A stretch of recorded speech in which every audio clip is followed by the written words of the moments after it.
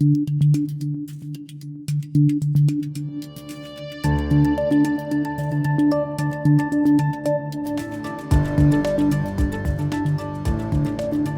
everyone, my name is Anastasiia Lapatina and you're watching This Week in Ukraine, a video podcast from the Kyiv Independent. Every week, I sit down with one of my newsroom colleagues to dive into Ukraine's most pressing issues. And this time, we're talking about NATO, why Ukraine aspires to join the alliance at all costs, and also why, despite years of discussions, a session still hasn't happened. I'm joined by the Kyiv Independent senior editor Oleksiy Sorokin, who is joining us virtually from Europe.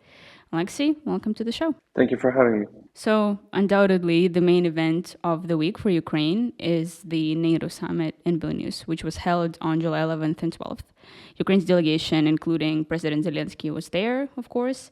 But before we get into the specifics and the consequences of the summit, I want to just really quickly go over some basics in case your audience isn't familiar with NATO. So what exactly is the NATO alliance and what is its main purpose? The North Atlantic Treaty Organization, as it's called officially, was created as a result of a direct Soviet threat. After the Second World War, countries from Western Europe and North America were threatened by the growing power of the Soviet Union. We know that the Soviet Union directly occupied the Baltic states and was controlling countries in Eastern Europe, such as Poland, Hungary, Czechoslovakia, and so on. And so Western countries needed protection, and that's what happened in 1949 when 12 countries decided to unite in a defensive pact and create this alliance, which resulted in a union that they said if one of these countries is attacked by the Soviet Union or any other country, then all of them are attacked, the so-called Article 5 of NATO.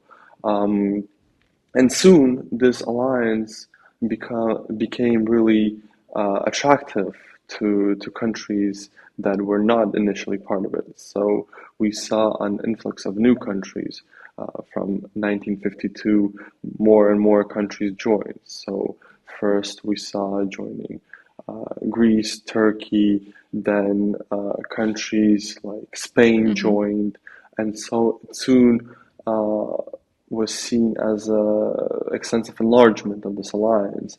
And by 1999 and 2004, we saw countries that were even part of the Warsaw Pact and then part of the Soviet Union joined the alliance. So we saw countries like Poland, like the Baltic states, join NATO. And obviously for everyone, it was crucial to join this alliance to have protection from primarily Russia as a direct threat to many countries. Mm-hmm. So now back to the summit itself. There was a lot of anticipation in Ukraine for this event. So what exactly was Ukraine expecting to get from this annual NATO summit, and what did the country actually end up getting? Well, obviously, Ukraine didn't anticipate to join the alliance, and it was directly said by many countries that Ukraine won't receive an invitation, right?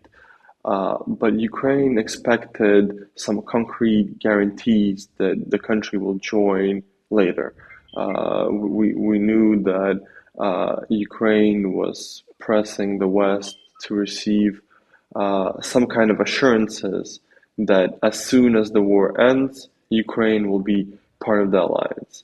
And unfortunately for Ukraine, Ukraine didn't receive these kind of assurances.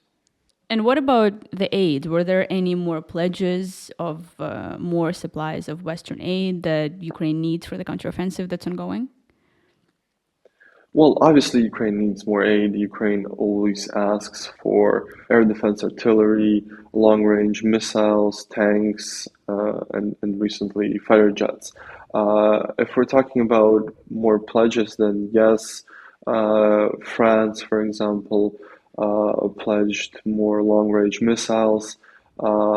Several months back, the United Kingdom provided Ukraine with Storm Shadow long-range missiles, and now basically France did the same thing. They pledged the Scalp missiles, which is an equivalent of Storm Shadow. And more countries pledged more aid, and we even have pledges now from some countries that Ukrainian pilots will be trained on F-16s, which is crucial for Ukraine. We still don't have a pledge of the actual jets, but we see that countries are ready to train pilots, and I'm pretty sure that eventually we'll get these planes. We also saw that Biden was open to continue discussion of providing American long-range missiles, the ATACMS missiles. I'm also sure that we will receive them sometime in the future, and that's a direct result of Ukrainian push for more and more weapons requests, I would say.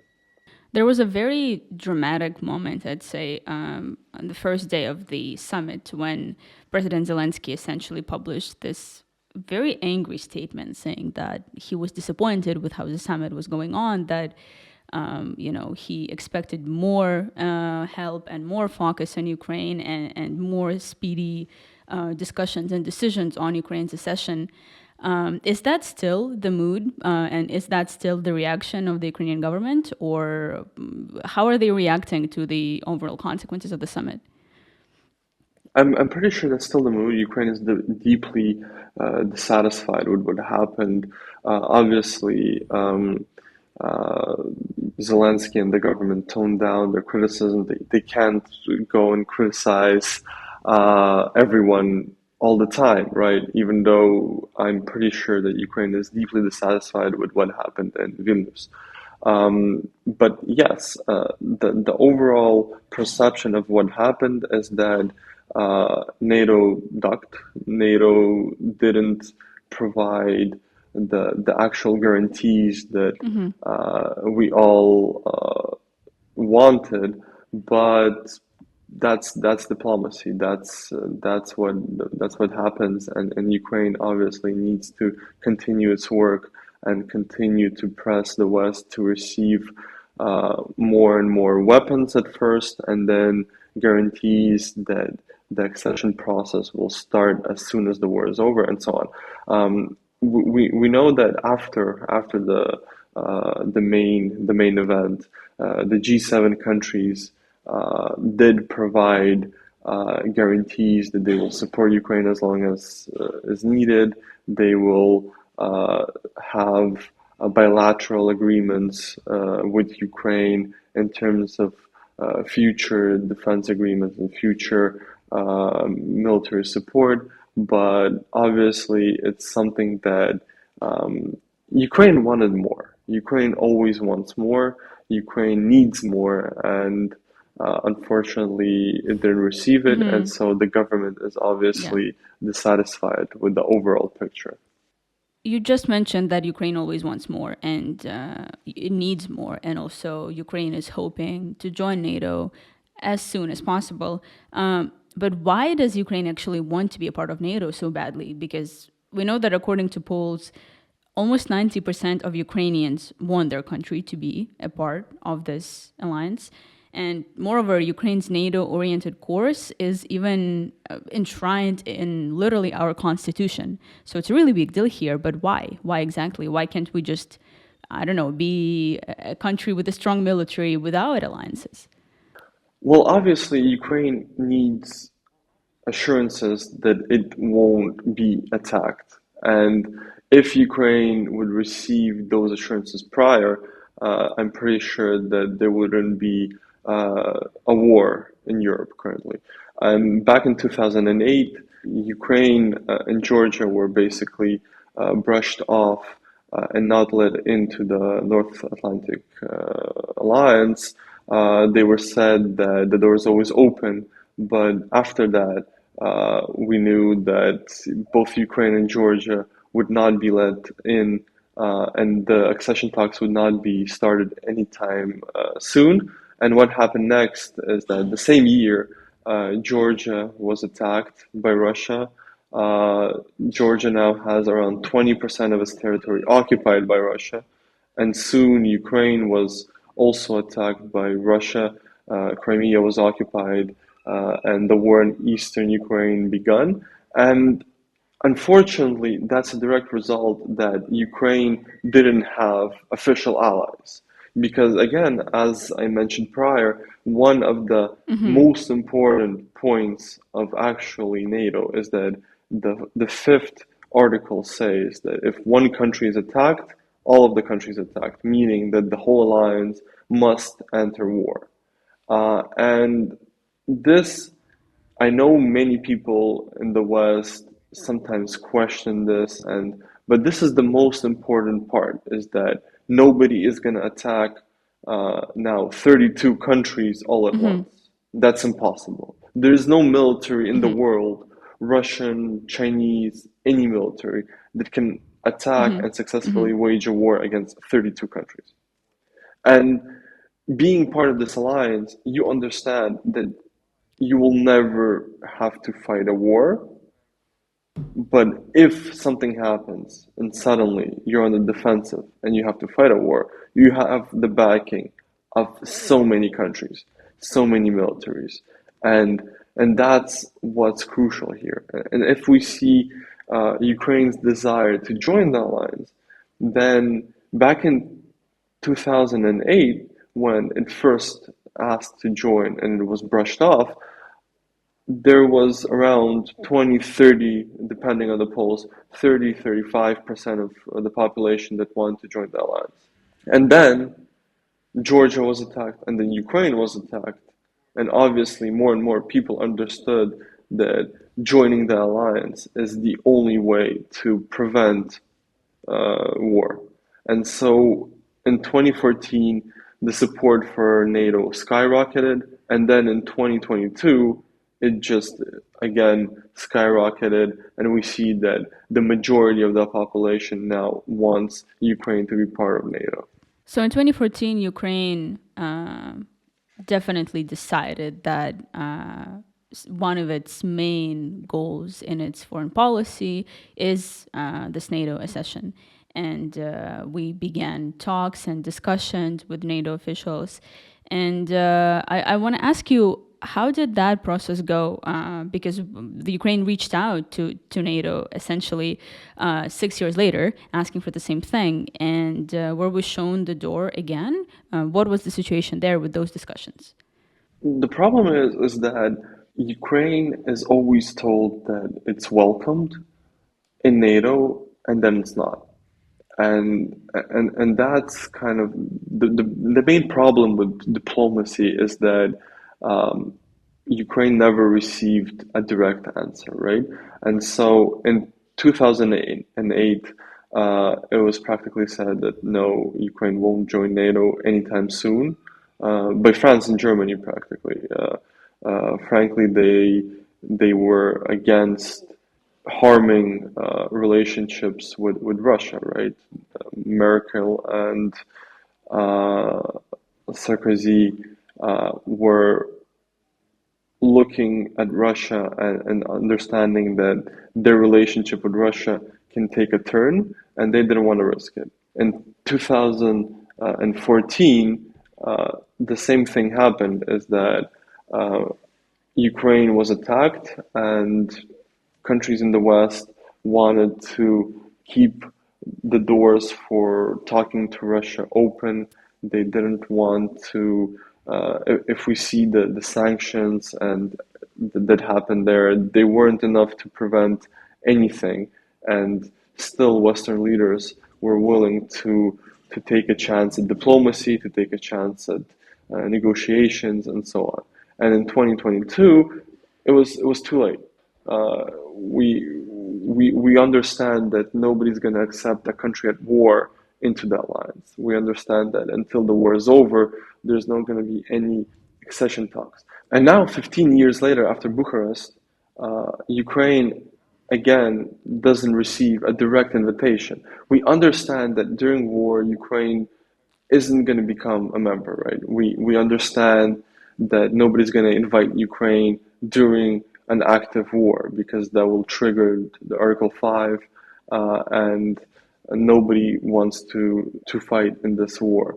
But what Ukraine wanted is a clear understanding and a clear notion that after the war is over, Ukraine will become a member. And unfortunately, it didn't receive that in Vilnius. So clearly, for years, Ukraine hasn't been let in and hasn't really been invited directly either. But what were the stated reasons? I mean, were there any conditions that Ukraine had to meet? Some reforms that were demanded of us, like it usually happens with Western alliances? What did the West want Ukraine to do to become a member? Obviously, Ukraine is required to implement several reforms. The main difference here between what the European Union wants from Ukraine to begin accession talks is that most reforms here are the rule of law and actually reforming the military. This might sound weird for a lot of people because they see that the Ukrainian military is so capable, that Ukraine military is strong, that Ukraine has Western weapons, that Ukraine is actually a really, really strong country militarily. But unfortunately, there's still a lot of requirements that need to be done. There has to be the command structure, the different way the Ukrainian operates, a lot of processes militarily and bureaucratically have to be reformed. And that's something that Ukraine is required to do. And also the rule of law and defeating not only Russia on the battlefield, but also defeating corruption. Because unfortunately, we saw many, many instances when the Ukrainian military is doing a successful job on the battlefield. Ukrainian military is really strong on the battlefield. But then we see, for example, problems domestically, and we see the problems with, for example, the problem in Odessa when a corrupt official basically was enriching a military official, was enriching himself by allegedly taking bribes, right? We see a big problem that Ukraine has in the conscription offices, right? We know that it's a substantial problem. So there's still many problems, unfortunately, with the Ukrainian armed forces, not on the battlefield, but in the cabinets of some officials, right? In the general staff, in the conscription offices, and so on and so on. And so that's something that Ukraine needs to fix if it wants to meet the NATO standards and eventually transform its still post-Soviet army in some senses to a big modern force, right? We unfortunately see many corruption cases, and we know that this is going to take time for Ukraine to fix. So, for years, the Kremlin has used the idea of an aggressive NATO expansion to justify its war against Ukraine. It was also one of the main propaganda points, actually, that Russia used to justify its full-scale invasion back in February of 2022.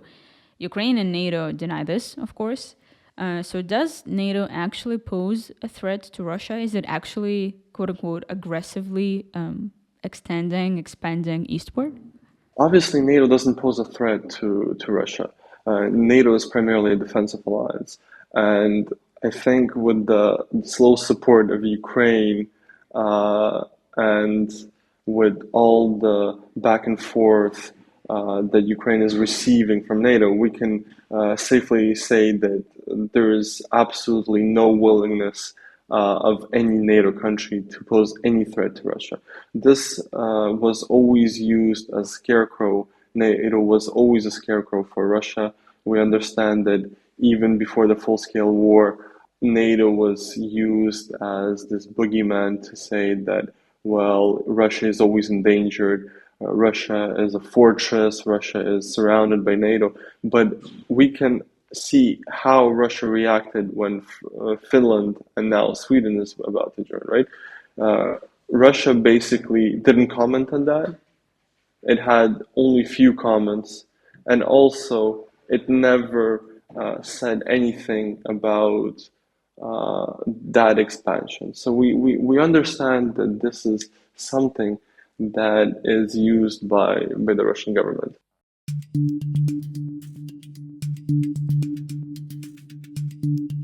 We're now going to be answering some questions that we got from our supporters. The Kyiv Independent finally launched its very own membership system. So now it's really easy to support us and donate to us directly on our website.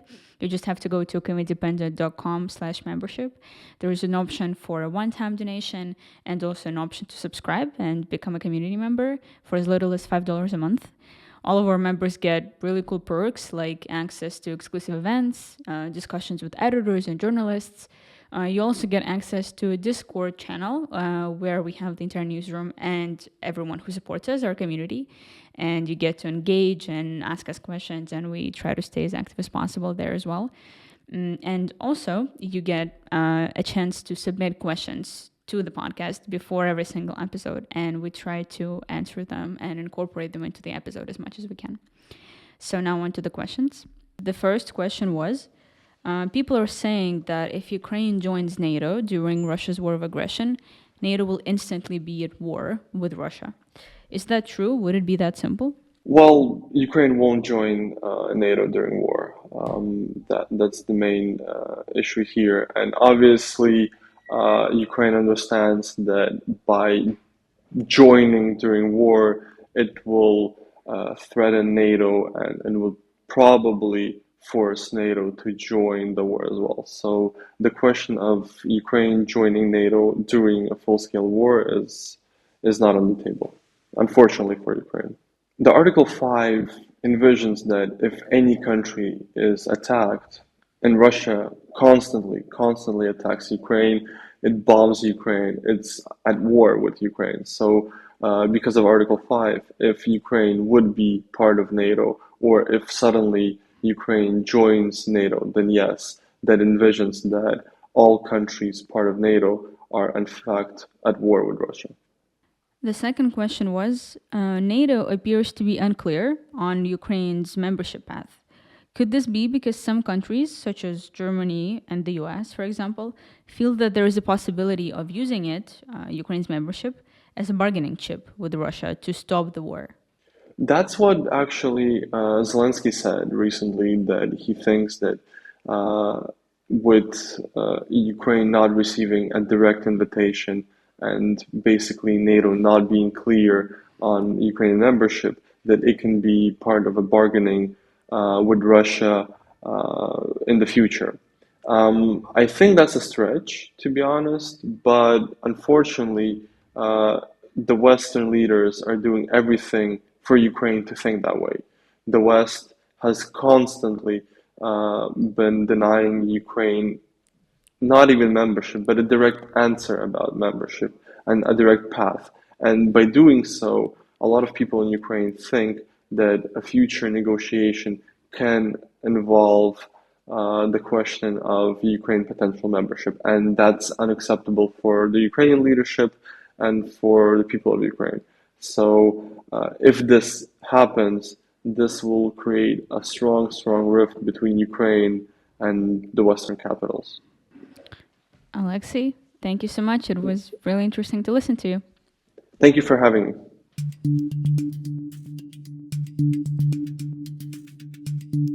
Also this week, the German arms manufacturer Rheinmetall will open an armored vehicle plant in Ukraine within the next 12 weeks, the company's CEO told CNN in an interview that was published on July 10th. This will allow the manufacturer to build and repair tanks in Ukraine. Turkish company Baykar, which produces Bayraktar drones, began building a drone factory in Ukraine, according to Ukraine's Minister for Strategic Industries, Alexander Kamyshin. And Ukraine's general staff reported that Ukraine liberated 14 square kilometers of land in the east and in the south of the country as the counteroffensive continues. You can find our show on YouTube and all audio platforms every Friday morning. If you liked this episode, please subscribe to us and like our content wherever you're listening to this podcast. Also, make sure to check out Ukraine's True History, which is our multimedia project at the Kyiv Independent, where we publish articles and videos that debunk Russian misinformation and myths that distort Ukrainian history. If you want to support us and donate to us, please go to kyivindependent.com/membership and also follow us on social media at Facebook, Instagram, and Twitter. We'll be back next week. Thank you for watching.